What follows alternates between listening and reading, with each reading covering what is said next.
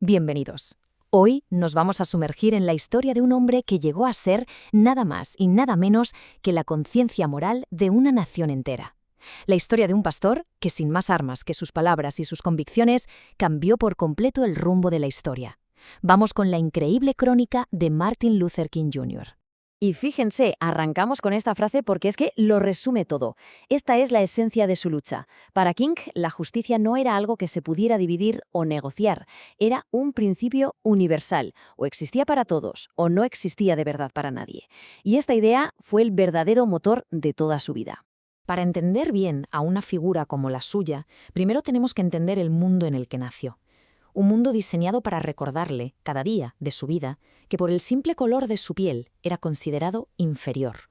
Este era el sistema, la opresión legalizada. Y ojo, no hablamos de prejuicios aislados de algunas personas, no.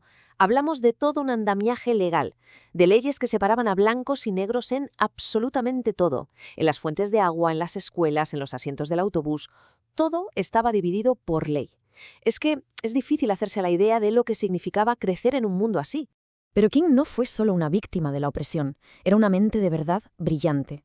Fue un niño prodigio, un crío que devoraba libros. Y en la universidad encontró las dos herramientas que definirían su revolución.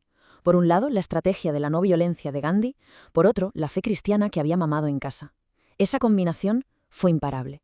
Le dio a una táctica política un alma, una fuerza moral y espiritual que era inquebrantable. Y claro, ese líder intelectual, ese joven brillante, muy pronto se iba a ver empujado a la acción. Resulta que un solo acto de desobediencia en un autobús de Alabama sería la chispa que encendería la llama del movimiento por los derechos civiles. Fue un gesto tan sencillo, pero a la vez de una valentía increíble. A ver, Rosa Parks no es que estuviera simplemente cansada ese día, como se dice a veces. Estaba harta de la injusticia, y su no resonó en toda la comunidad. Y preparó el escenario para que un joven pastor asumiera un papel que seguramente nunca había imaginado. 26. Solo 26 años. Es que hay que pararse a pensar en esto, ¿eh? Una responsabilidad enorme, la de liderar a toda una comunidad, recayó sobre los hombros de alguien insultantemente joven. No tenía experiencia en algo así, ni mucho menos. Pero tenía una voz, una visión y una calma que parecía a prueba de todo. El boicot fue una auténtica prueba de fuego. Y no fue nada fácil, claro. Como vemos aquí, la violencia apareció enseguida. Llegaron a poner una bomba en su propia casa, con su familia dentro. Pero la comunidad resistió, unida, y al final la justicia les dio la razón. La Corte Suprema sentenció a su favor. 385 días. Pensemos en lo que es eso. Más de un año entero caminando a trabajar, organizando coches compartidos, sacrificándose por un principio. Esta cifra no es solo un número, es un monumento a la determinación y a la solidaridad de todo un pueblo. Impresionante. La victoria en Montgomery fue la prueba de que el método funcionaba. Pero cuidado, la no violencia de Kings no era pasividad, para nada. Era una estrategia calculada, una forma de lucha súper activa y muy disciplinada. Vamos a desgranar cómo funcionaba exactamente. Aquí está la clave de su genio táctico. King sabía que la segregación se alimentaba del silencio, de la oscuridad. Su plan era sacar toda esa brutalidad a la luz. Y lo hacía siguiendo estos pasos. Primero, la protesta pacífica. Segundo, y esto es clave, provocar una reacción violenta de las autoridades. Tercero y crucial, asegurarse de que las cámaras de televisión estuvieran allí para grabarlo todo. Quería que esas imágenes salieran en los telediarios de todo el país, porque claro, la imagen de policías atacando a manifestantes pacíficos era insoportable para la opinión pública y eso obligaba al gobierno federal a intervenir. Y esta estrategia llegó a su punto más alto, a su clímax, en el verano de 1963, en un evento que no solo quería cambiar las leyes, sino también cambiar el corazón de Estados Unidos. 250.000 personas. Una barbaridad. Blancos y negros, gente de todas las religiones y de todos los orígenes, juntos en Washington.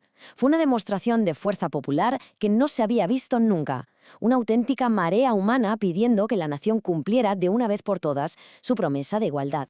Y allí, en las escalinatas del monumento a Lincoln, King improvisó una parte de su discurso y compartió una visión tan potente, tan poderosa, que se quedó grabada para siempre en la historia. No hablaba de odio ni de revancha, no. Hablaba de un futuro de reconciliación, de humanidad compartida. Y lo mejor es que el sueño tuvo consecuencias muy reales. Como vemos aquí, la conexión entre causa y efecto es directa. La presión de la marcha y de todo el movimiento fue decisiva para que el gobierno aprobara dos leyes que cambiaron la historia del siglo XX. La Ley de Derechos Civiles, que por fin ilegalizaba la discriminación, y la Ley de Derecho al Voto, que protegía el acceso a las urnas para todo el mundo. El mundo entero reconoció la magnitud de lo que había conseguido. Con solo 35 años recibió el Premio Nobel de la Paz. Aquel chico de Atlanta, el que creció bajo las leyes de Jim Crow, era ahora un ícono mundial de la lucha por la dignidad humana. Pero la lucha de King no se acabó con el Premio Nobel, ni mucho menos. De hecho, sus últimos años fueron quizá los más radicales y los más desafiantes. Su visión de la justicia se hizo todavía más amplia. King entendió que la justicia racial no se podía separar de la justicia económica y de la paz mundial, así que su lucha se expandió. Empezó a denunciar la pobreza sistémica que afectaba a todos y se opuso firmemente a la guerra de Vietnam. Y esta postura, claro, fue muy controvertida. Le generó nuevos y poderosos enemigos, como el propio gobierno, que los sometió a una vigilancia constante del FBI. E incluso le distanció de algunos aliados, que pensaban que se estaba desviando del objetivo principal. La noche antes de que lo asesinaran en Memphis, pronunció estas palabras, que suenan casi proféticas. Es como si intuyera que su final estaba cerca. Pero su fe en el futuro del movimiento era absoluta. Él sabía que no se trataba de él, se trataba del pueblo, y de esa tierra prometida de la justicia. Su vida fue truncada, sí, pero su legado es inmortal. Y se manifiesta de formas muy concretas, muy simbólicas, algunas de las cuales son, la verdad, bastante sorprendentes. Estos datos son un buen ejemplo. Es el único ciudadano particular, que no fue presidente, que tiene un día festivo nacional en Estados Unidos. Y su monumento en Washington es pura poesía hecha piedra. Es una figura que emerge de una montaña de desesperación, como una piedra de esperanza para el futuro. Vamos, un símbolo perfecto de lo que fue su vida. Y todo esto nos lleva a la pregunta final, claro. Porque la historia de King no es una pieza de museo, no es algo para recordar y ya está. Es un manual de acción, una fuente de inspiración y, sobre todo, es un desafío constante. Su trabajo nos recuerda que la justicia no es un destino al que se llega, sino un horizonte por el que siempre hay que seguir caminando. La pregunta que nos deja en el aire es: ¿cómo continuamos hoy esa marcha?